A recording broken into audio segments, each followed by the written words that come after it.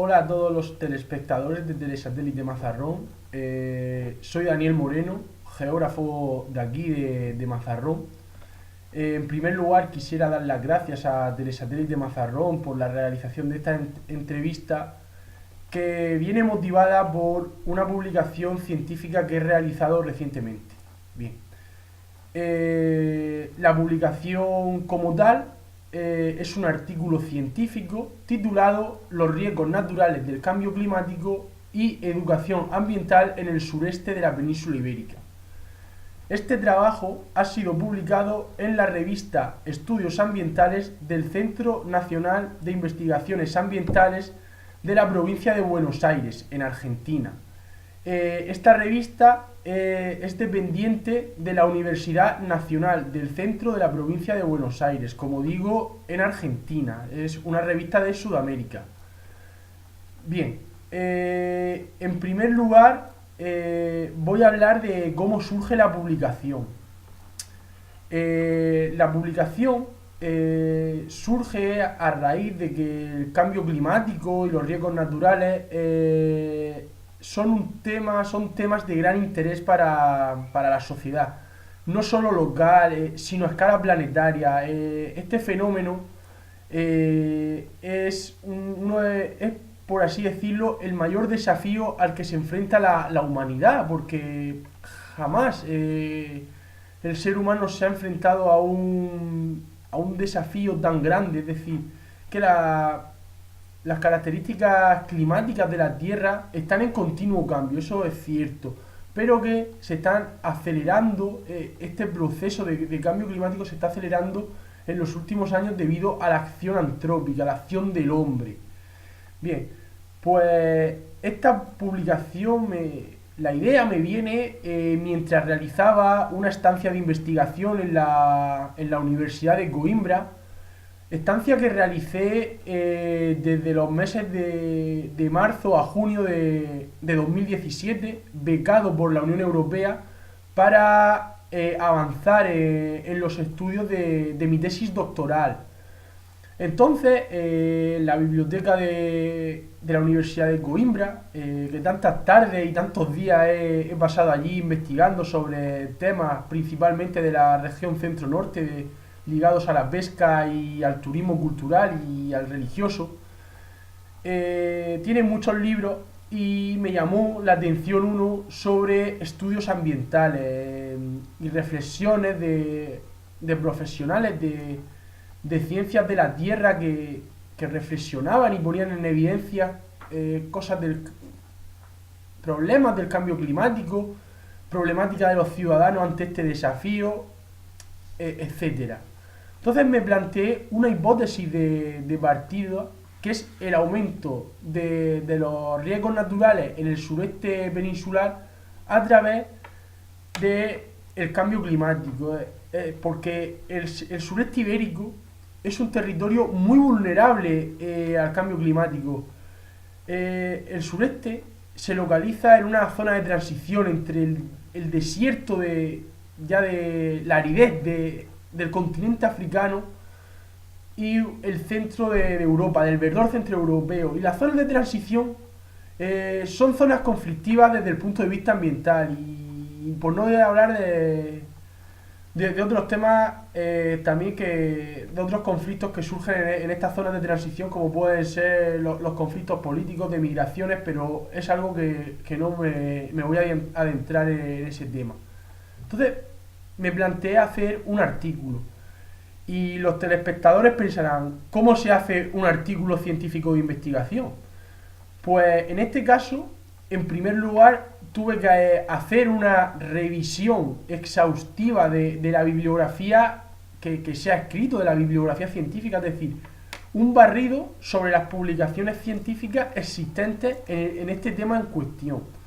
Pues consulté revistas extranjeras, de Inglaterra, de Alemania, de Italia, de Francia, de Portugal, de Latinoamérica, es decir, revistas de todo el mundo y manuales, libros especializados en el tema, para yo poder tomar mis notas y mis apuntes y mis reflexiones personales sobre este tema.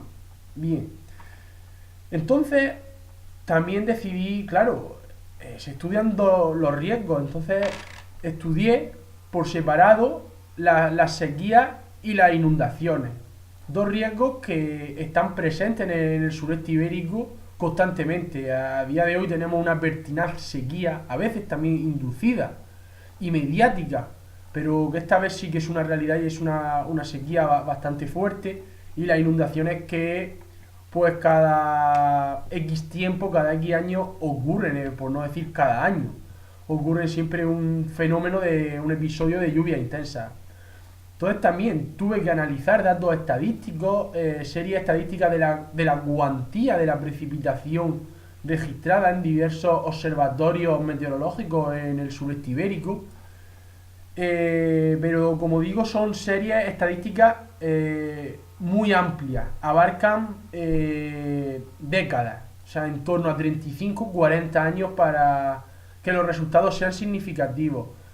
También revisé el plan especial de sequía de Confederación Hidrográfica del Segura, el plan que existe de emergencia contra las inundaciones, etcétera. Además de eso, efectué a la vuelta de tierras portuguesas, efectué un trabajo de campo para ver las zonas más afectadas, más vulnerables, es decir, las que están expuestas ante estos peligros que, aunque no, el sureste ibérico está expuesto permanentemente a la sequía, hay zonas que no son tan vulnerables ante las inundaciones. El concepto de vulnerabilidad es muy complejo y abarca muchas variables como pueden ser el nivel de formación de la población, el lugar donde se encuentran las viviendas, etcétera. Es decir, es algo complejo de estudiar. Entonces, una vez efectuado todo esto, me pongo a redactar mis reflexiones en el artículo, es decir, mi contribución con mis datos estadísticos que o sea, es decir, obtengo una serie de resultados.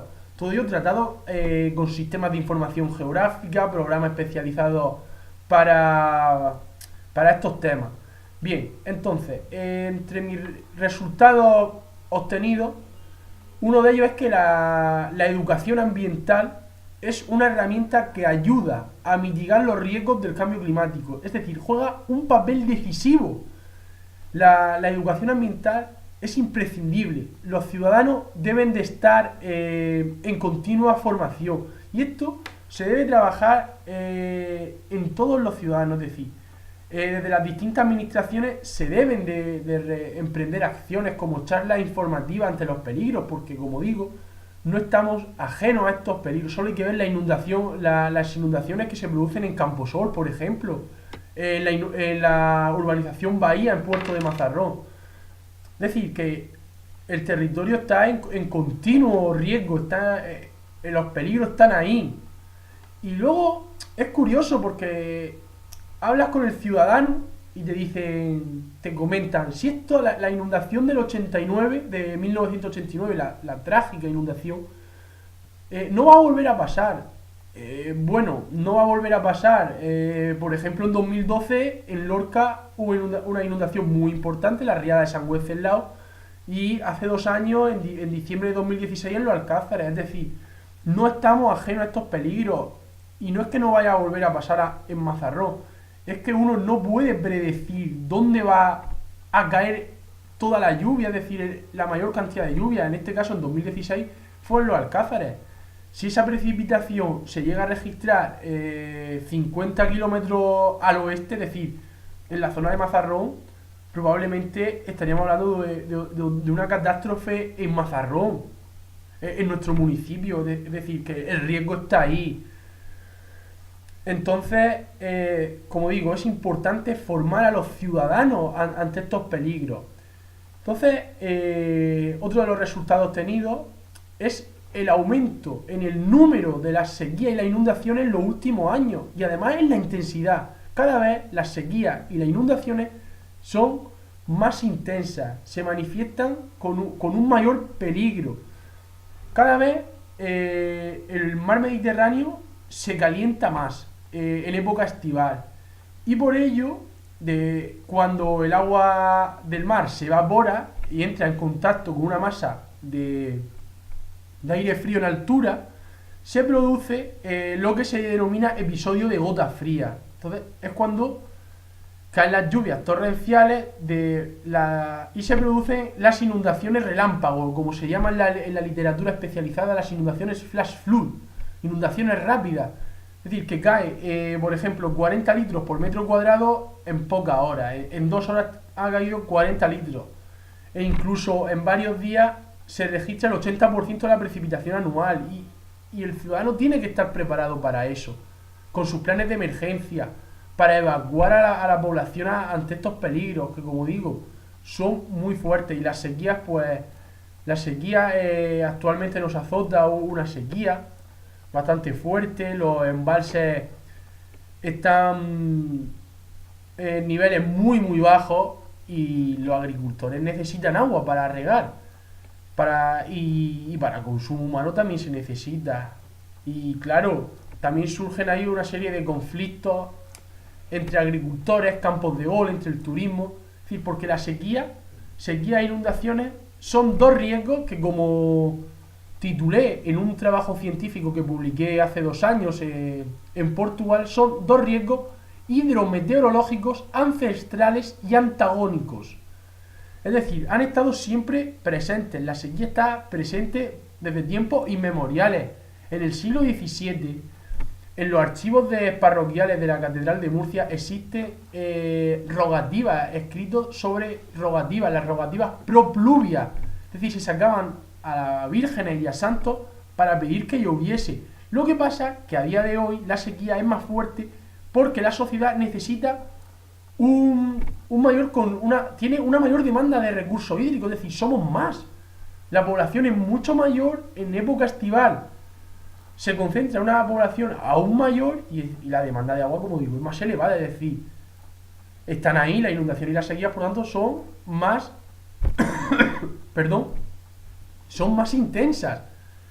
Por ello, y para terminar en esto de los resultados obtenidos, puse a Mazarrón como ejemplo, como municipio, ejemplo de donde se están trabajando estos temas ambientales. Se han realizado charlas, congresos, se van a los institutos para informar a los ciudadanos. Entonces Mazarrón, a mi parecer y a mi criterio, es un municipio donde se está trabajando muy bien la educación ambiental. Siempre se puede mejorar más, se puede mejorar mucho, pero a día de hoy en Mazarrón se trabaja muy bien estos temas como digo, temas ambientales, de educación ambiental, y la población parece ser que tiene bastantes aceptaciones entre la sociedad mazarronera. Bien, una vez redactado todo el trabajo, tiene una extensión en torno a 20 páginas, decido enviar el texto a la revista de estudios ambientales de Argentina, es decir, a Sudamérica. ¿Pero por qué? ¿Por qué decido enviar este texto a Sudamérica? Porque esta revista es una referente mundial en temas de estudios ambientales. Y al ser una referencia mundial, puntúa bastante para el currículum. Entonces decido enviarla allí, a probar suerte. Bien, ¿cuál es el proceso de evaluación? Pues yo envío el artículo y 2 evaluadores desconocidos, ellos no saben mi nombre, ni yo puedo saber el suyo, evalúan mi trabajo y deciden si está bien para publicar o no. Es decir, yo no sé quién corrigió mi trabajo, sé que pasó lo que se conoce como una evaluación ciega por pares, y aunque luego siempre puede haber personas que te comentan, es que seguro que conoces a los evaluadores. No conocemos a los evaluadores. Eso no es ético ni moral. Es decir, yo envío y a mí me la ha podido corregir un catedrático español, inglés, americano o de Argentina. Es decir, alguien totalmente anónimo.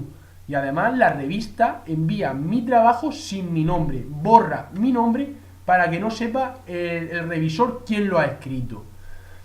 Por ejemplo, yo soy evaluador y en los 2 últimos años he tenido la suerte y que me han encomendado tareas desde la revista de turismo más prestigiosa de España, que dirige el doctor Cayetano Espejo Marín, junto al doctor Ramón García Marín.